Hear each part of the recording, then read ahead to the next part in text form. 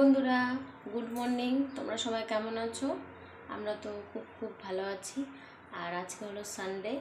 এখন সকাল 9:30 মতন বাজে। এখন সকালে চা খাওয়া হয়ে গেছে, এখন রান্নার প্রস্তুতি করছি। চলো। এদিকে দেখো, বোন নিয়ে এসে সকাল সকাল খাসির মাংস। ও সকালে পরের দিনই বলেছিল যে খাসির মাংস কালকে করব। আর এদিকে আমি ভাত বসিয়ে দিলাম, কারণ বেলাটা অনেকটাই হয়ে গেছে। আর বাবুকে দেখো, ও মুড়ির জারের ওপর খেলা করছে। আর এদিকে কালকে বাসি ভাত আছে, সেই ভাতটা ভাবছি ভাজবো। তো দেখা যাক কী হয়। আর লেবুর খোসাটা আবার রোদ্রে শুকতে দিচ্ছি, বৃষ্টির জন্য শুকানোই হচ্ছে না, তাই জন্য এখন দিব। আর কবে যে আমার ফেস প্যাকটা বানাবো সেটাই ভাবছি, কারণ হয় না। এদিকে বাড়িতে একটা রুমের মধ্যে একটা দড়ি টাঙিয়েছি বন্ধুরা, কারণ বাইরে এত বৃষ্টি পড়ছে, ছেলের কাপড়গুলো ছোটো ছোটো কাপড় শুকায় না, তাই রুমের মধ্যে একটা দড়ি টাঙিয়ে দিয়েছি, ভালো হয়েছে।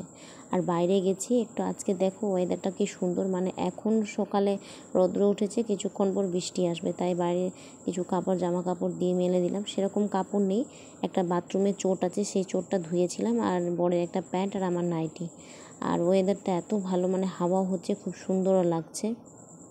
এদিকে যখন হচ্ছে বৃষ্টি, যখন হচ্ছে রৌদ্র, এই হচ্ছে সারাদিনে কখন যে বৃষ্টি আসে, কখন যে রৌদ্র হয়, এটাই হয় সারাদিনে। আর ছেলের জন্য এই যে দেখো খিচুড়িতে দিব, তো পুঁই শাক নিলাম। পুঁই শাকটা ওর খিচুড়িতে দিলে খুব ভালো, দারুণ ফল ভাবছি, তাই জন্য পুঁই শাকটা দেবো। আর দেখো কি সুন্দর একদম ওয়েদারটা, একদম ঠান্ডা ঠান্ডা বাতাস হচ্ছে, খুব ভালো লাগছে, আর বেশি গরমও নেই। এদিকে ভাত ভাজা করব, তাই পেঁয়াজটা ছুলে নিচ্ছি।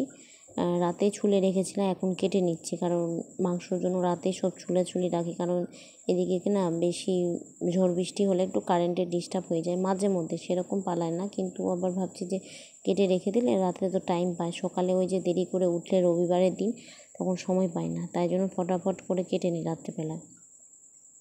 আর বরকে বলেছিলাম যে তুমি ভাত ভাজা খাবে কি না, ও বলছে না আমি খাবো না, আমি আম খেয়ে নিব, আম তো আছে, আমগুলো পচে যাচ্ছে, তো ঠিক আছে আম ছাড়িয়ে দেবো। এদিকে ভাবলাম যে চিকেনের জন্য সব কিছু পেঁয়াজগুলো ছাড়িয়ে নিই, কারণ চিকেনের জন্য ছাড়িয়ে নিলে সুবিধা হবে। আর বরটা এবার ধুয়ে উঠিয়ে দেবো একবারে, তো একবারেই ছাড়িয়ে নিলাম। একটা পেঁয়াজ শোট পড়ে গেছিলো, আবার পেঁয়াজটা ছুলে নিলাম, রাতেই ধুয়েছিলাম সব কিছু কেটে কুটে, তো একটা শোট পড়ে গেছে, তো আবার ওটাও কেটে নিলাম।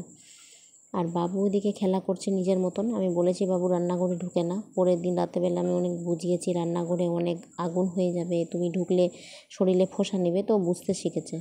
এদিকে ভাতটা তো বসিয়ে দিয়েছি, ভাতে জল ফুটে গেছে, তো জলের জন্য চাল দিয়ে দেবো, বেশি চাল দেবো না, কারণ যেদিন চিকেন করি সেদিন, চিকেন বা মাছ করি যেদিন, সেদিন আমি রুটি বানাই রাতে, কারণ বড় রুটি খায়, তাই জন্য। আর এদিকে আমার ছেলেকে দেখো ঢাকোয়া হয়েছে, কারণ মুড়ির জারটা নিয়ে খুব ভালোই ঢাক বাজাতে শিখেছে। ও বলেছে যে ঢাক বাজাচ্ছি, আমি যে ঠিক আছে তাহলে তোমাকে দুর্গাপূজার ঢাকের নাম লিখে দেবো, ওকে বলা হয়েছে, তা ও অনেক ঢাকের মতন প্র্যাকটিস করছে আর নাচছে। আর এদিকে আমি চালটা ধুয়ে নিচ্ছি, আর ওদিকে বোন নিজের মতন পড়াশোনা করছে। এদিকে চালটা মেপে নিয়েছে, এখন ধুয়ে নিব, ভালো করে ধুয়ে দিয়ে। আর আমি এতবার চাল ধুই, বর্তম বলে যে এত চকচকে চাল করো, আমি যে চকচকে চাল খাওয়া ভালো। এদিকে চালটা দিয়ে দিচ্ছি ভাতের মধ্যে, জলের মধ্যে।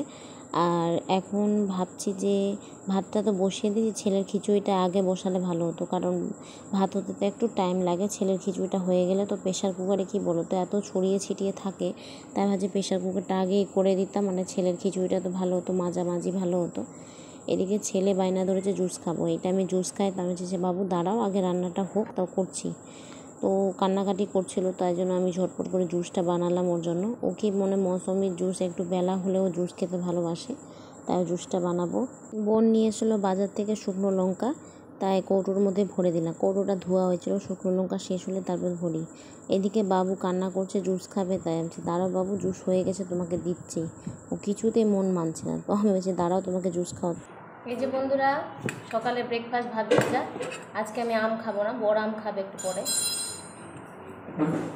ওদিকে আলু ভাজা, আলু মাংস দিয়ে দিব, তার জন্য আলু বসিয়েছি, ওদিকে ভাত ভাজাটা খেয়ে নিই।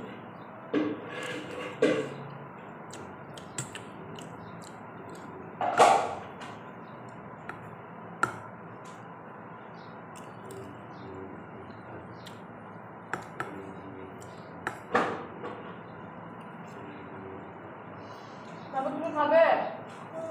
আসুন।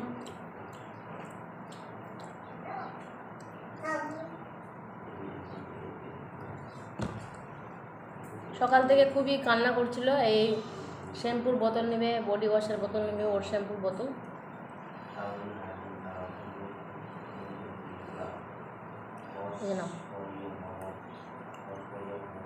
ভালো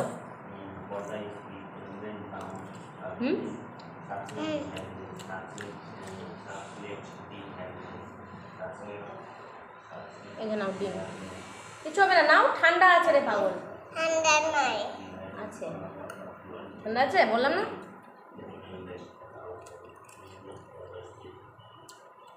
হ্যালো বন্ধুরা, ওদিকে তো রান্না হচ্ছে, এখন বিছানাটা তুলে নিব, কারণ বিছানার চাদর তুলবো।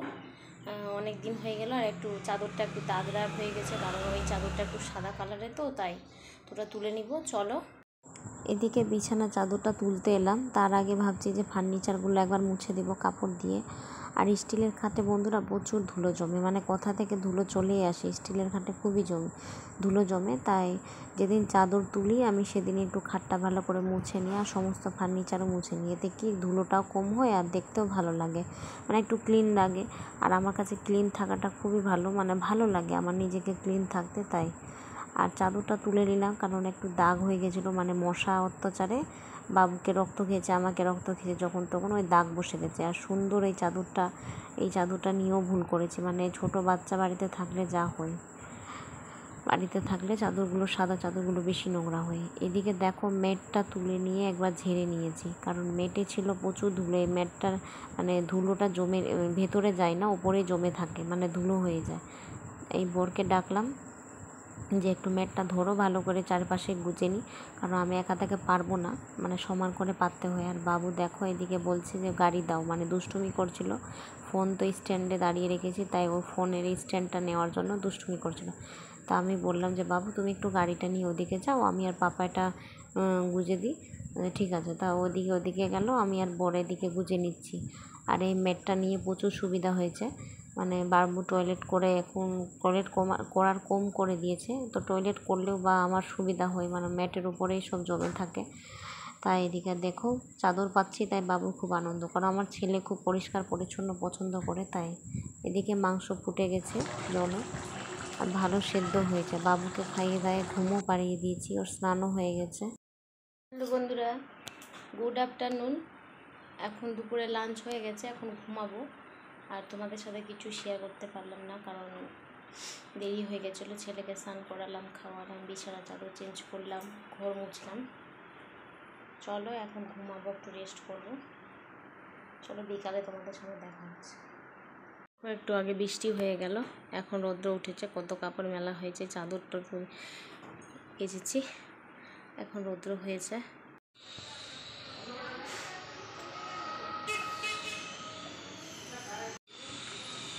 কি সুন্দর রৌদ্র বন্ধুরা, দেখো।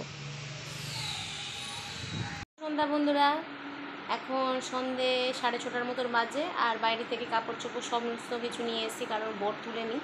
এখন চলো কাপড়গুলো গুটাচ্ছি, আর একটু পরে সন্ধ্যা দেবো ফ্রেশ হয়ে। আর বাবু আর বর বাজারে গেল, একটু আমাদের চা খাতে চিনি দিয়ে, তো চিনি ফুরিয়ে গেছে, আর চিনি আছে, চিনি আনতে গেলো। আর একটু ভাবছে গুড় নিয়ে আসবো, কারণ আগে তো আমরা গুড় দিয়ে চা খেতাম, তো চিনিটা একটু বেশি খাওয়া হচ্ছে, তাই জন্য। তো চলো কাপড়গুলো গুটাই। চলো বন্ধুরা, কাপড় গোটাতে কিছু তোমাদের সাথে শেয়ার করি। আমাকে অনেক কেউ বলে যে আমার ছোট ছোট জিনিসে অনেক লোভ, মানে কিছু একটা ভালো জিনিস থাকলে অনেক লোভ কেন হবে না, কারণ কষ্টে করা জিনিসগুলো সত্যি লোভ হবে। আমার অনেক কিছু, মানে যখন কিছু আমার ভালো লাগে ওটাকে আমি খুব যত্ন করে রাখি, ওটাতে মানুষ দেখে বলে তো অনেক কিছুতে লোভ। তো লোভ তো থাকারই কথা, নিজে যদি কষ্টে কিছু করা থাকে না, নিজের হাজব্যান্ডের পয়সায়, তাহলে সব কিছুই লোভ থাকে, আর সব কিছু যত্নভাবে রাখা যায়। নিজের জিনিসে লোভ দেখাবো না তো কি পরের জিনিসে লোভ দেখাবো, এটাই। আর আমি সব কিছুই, মানে নিজের জিনিস হোক কি পরের জিনিস হোক, আমি মানে গুছিয়ে ভালো করে সুন্দর করে রাখতে আমি খুব পছন্দ করি, খুবই। আমার ছোটোখাটো জিনিসও আমার কাছে খুবই দয়া, মানে আমি খুব যত্নে রাখি। বড় বলে তুমি এত যত্ন করে রাখো এত জিনিস, আমি রাখতে খুব পছন্দ করি। আগে গোড়ায় আমি জিনিস খুব পছন্দ রাখলেও জিনিসটা খুব সুন্দর থাকে, মানে ক্লিনও থাকে।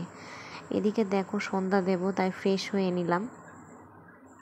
বাথরুমে ঢুকে ফ্রেশ হয়ে নিলাম। আর ছেলে আর বর তো এখনও আসেনি, জাস্ট এই টাইমটা আমার জন্য, কারণ ছেলে আসলেই তো শুরু হয়ে যায় দুষ্টুমি ওর, তাই। আর আমাদের মোটরের জলটা ঠান্ডাই ছিল, কারণ সন্ধ্যের দিকে টানিয়েছে, তাই জলটা ভরে নিয়ে মানে চালিয়ে দিয়েছি, কারণ ছেলে আসলে মুখ হাত ধুতে চাইবে। এদিকে দেখো মুখটা মুছেই আর ফ্রিজে বোতল বার করছি, কারণ বর তো নেই, তাই জন্য ভাবছি একটু জলটা খেয়ে নিই, কারণ বর পছন্দ করে না ঠান্ডা জল বেশি ঘটঘটিয়ে খেলে। ও বলে যে গ্লাসে খাও, মিক্স করে জল খাও, কারণ ডাইরেক্ট ঠান্ডা জল খেলে ক্ষতি আছে, আর আমি ওটা বুঝি কম, তাই জন্য খেয়ে নিই। এদিকে জল তো খাওয়া হয়েছে, সন্ধ্যা দেবো। বন্ধুরা দেখো, এই দড়িটা তোমরা দেখতেই পাচ্ছ, কালকে রাতে এটা বাঁধা হয়েছে, কারণ বাবুর কাপড়গুলো কিছু শুকায়নি, তাই জন্য বেঁধেছিলাম। এটা খুলতে আর মন চাইছে না, মানে ভালো লাগছে। মানে কী বলে না, বাঙালিরাই পারে যে ঘরের মধ্যে একমাত্র দড়ি টেনে কাপড় মানে শুকাতে দেওয়া, তাই জন্যই তো এটা খুলে দিব আজকে। ভাবছি কাপড়গুলো কোটা ভিজে আছে, ওটা মেলে দিয়ে কালকেই খুলে দিব আমি। চলো এখন সন্ধ্যা দিয়ে তারপরে আসছি তোমাদের সামনে। বন্ধুরা অনেকক্ষণ পরে এলাম তোমাদের সামনে, এখন 9:30 মতন বাজে। রুটি বানাইছি, আর এদিকে আটাগুলো সব একটা ড্রামের ভেতরে ছিল, ওটাতে ছোট ছোট কৌটে ভরেছি, এগুলো কাজ করেছি, ভিডিও করাই হয়নি। বাবু এদিকে এসো, ছুঁয়ে না, ওটা ছিচি আছে। এখন খাবো, চলো এখন খেয়ে নিই, কারণ ছেলেকে বেশি টাইম হয়েছে, ও এখন 9টার দিকে খেয়ে নে দুধ রুটি, ওর মনে খিদা পেয়েছে, তাই বলছে মাম্মাম খাবো। তো চলো আমরা খেয়ে নিই, চলো। দেখো মাটনটা জমে গেছে, এখন গরম করে নেব। এই যে বরকে দিলাম, থালা দিয়ে দিয়েছি, বাটি লাগালাম না। আর এখানে আমি নেব, এই যে নিয়েছি, একটু রেখেছি, ওটাও আমি খাবো এখন, চলো। আর ভাতও আছে, আমি ভাত খেয়ে নিব, 2টো রুটি নিয়েছি, চলো।